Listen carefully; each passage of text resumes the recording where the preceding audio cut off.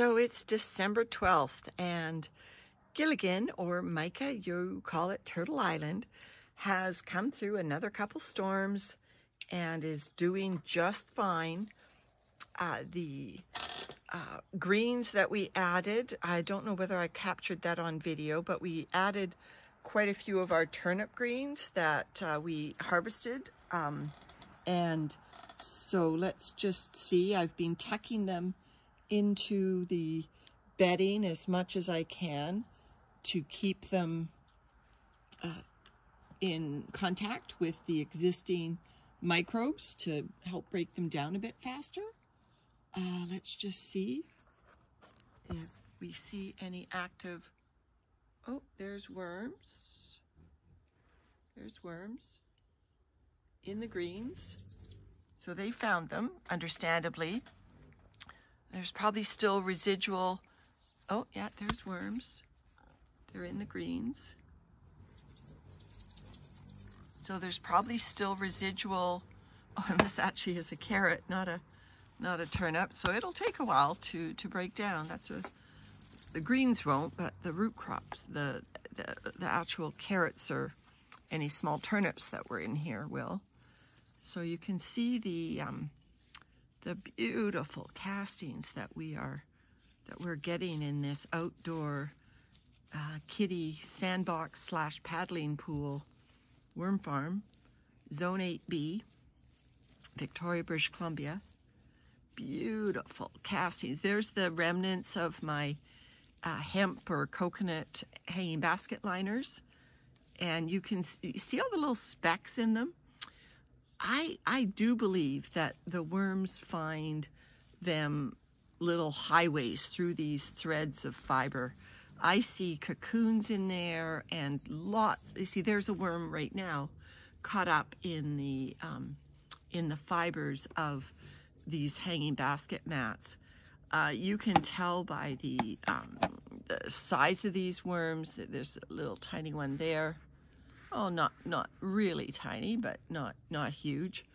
That they are definitely reproducing in here because, you know, this has been going several months now, and that worm is definitely younger than several months old. And I happen to know, you know, each time I do a little mild digging on the outside, I do see plenty of cocoons in here.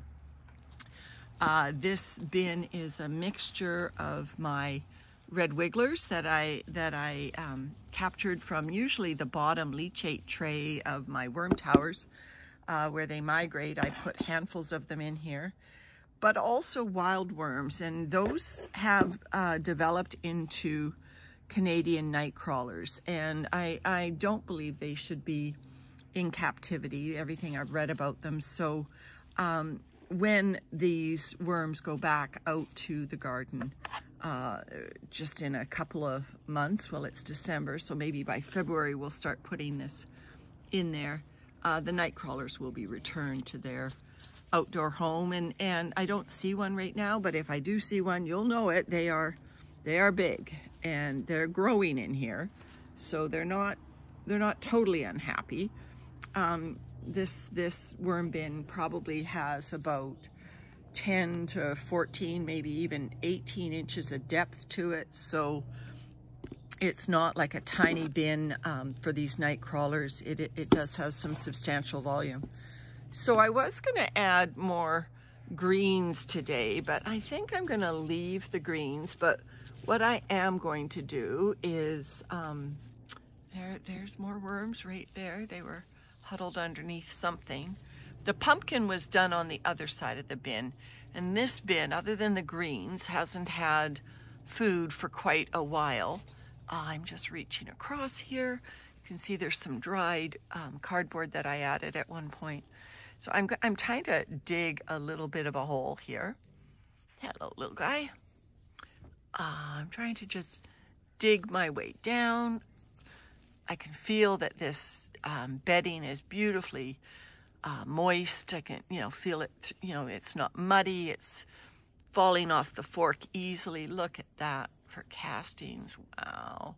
Just, it's still got, there's the hanging basket liners, and there are the worms active in those hanging basket liners. So if you've got those old hemp liners hanging around somewhere that are no longer suitable for your hanging baskets, worms will take care of them.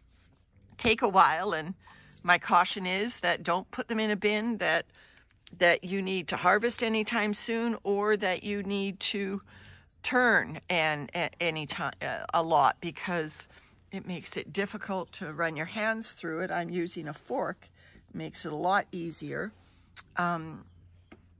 Oh, this might be a young nightcrawler.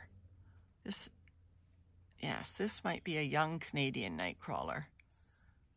Might be. I don't know my worms that well, but they are, when they're older, they're like lavender colored, pale lavender, with like a peach colored clitellum. So I'm not sure if that's one, but it looks like, certainly looks distinctive from the red wigglers that are right beside it, right there. So anyway, beautiful castings.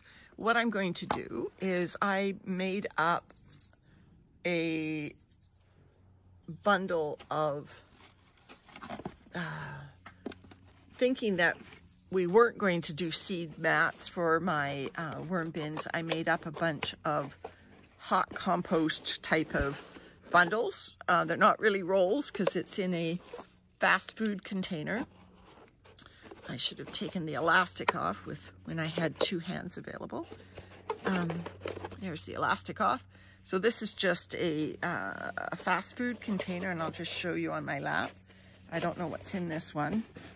I thawed it overnight, so it's totally thawed.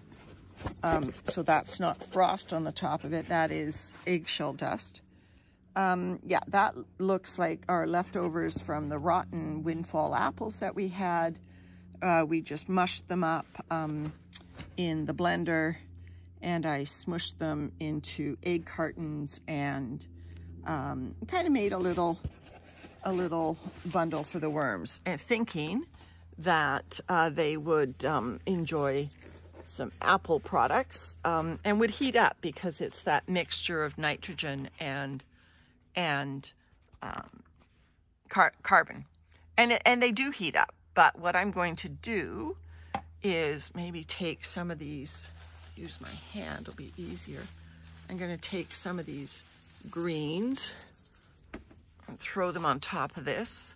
Notice the greens have little pieces of dirt in it from our garden because these are harvested. I'm going to take some of these finished castings as well to put some, oh, and some worms are going along for the ride.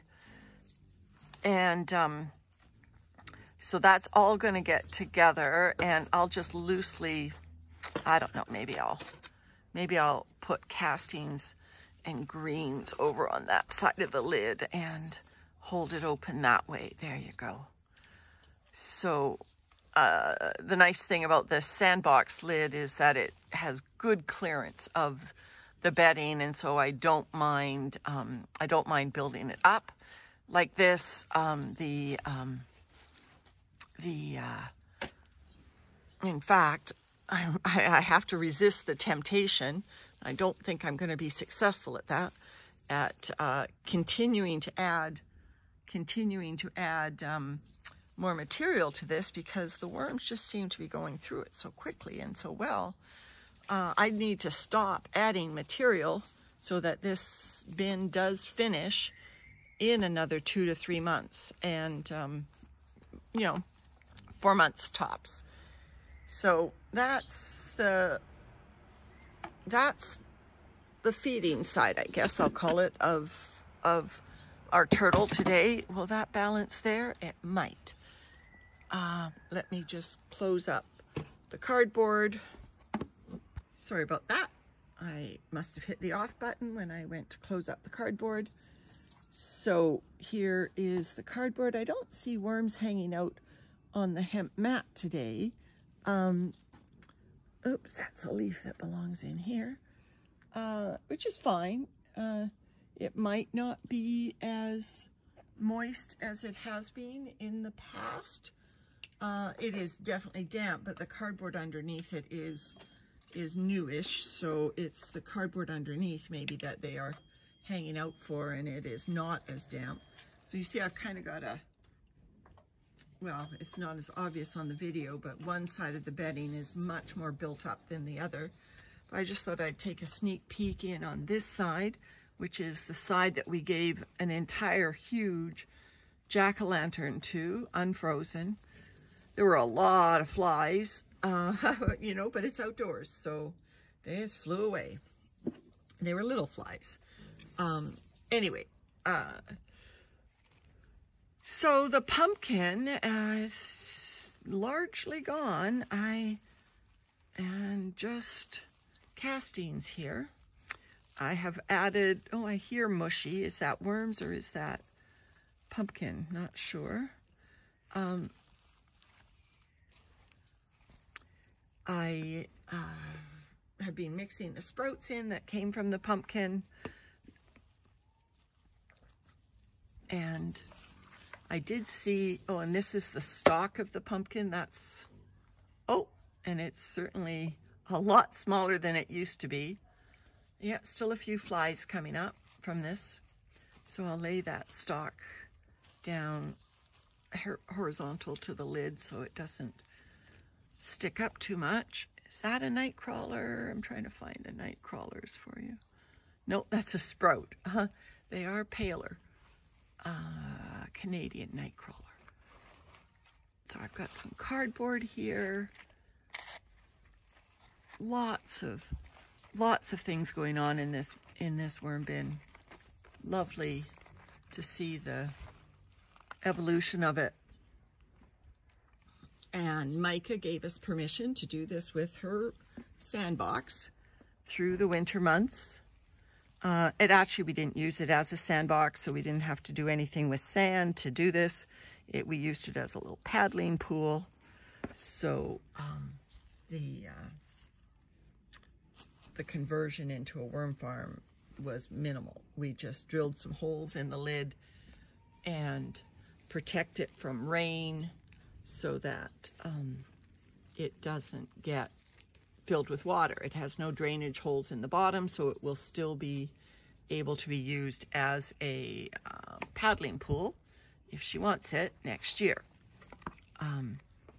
Mica also loves the worms, so who knows, she might want to keep it as a worm farm. We'll talk to her and see what she wants to do. Anyway, that's it for our Turtle Island Gilligan here. Is that a baby on the cardboard? Nope. So the pumpkin seems to be totally gone. Those are the little flies that were in the pumpkins. See them still continuing to run around? They just run away when, fly away when the lid is off, which it is now. And so I'm not anticipating a big problem with them going forward. They have lots of places to lay their larvae in our yard. They don't have to come back here. Anyway, that's it for a check-in today. Everything's looking good. I gave a bit of a feeding, so I think I'll let that go maybe 2 more weeks because that is quite a bit of food still to process. And what I do every day is I take the lid off. Even if it's raining, I take the lid off and ventilate it better. And if it is not raining like it is today, I leave the lid off entirely for most of the day. And I think that helps with the evaporation. All right, till the next video. Bye for now.